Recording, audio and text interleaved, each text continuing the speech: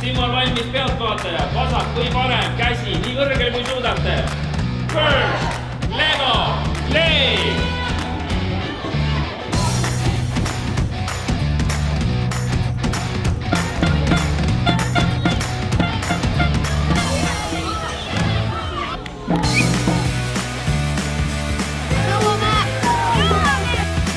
Meie tiimikaaslane, kõige tublim tiimikaaslane tegi eile 2 tundi tööd seal proovilaudadel ja ta sai tehtud.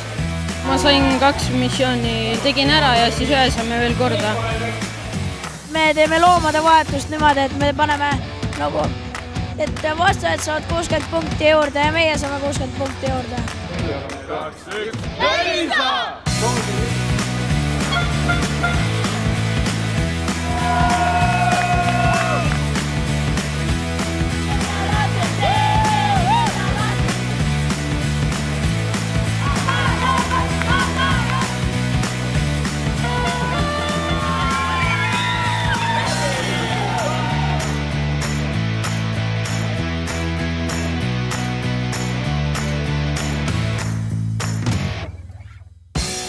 Põhimõtteliselt me võtsime projekti eest siis auhinna.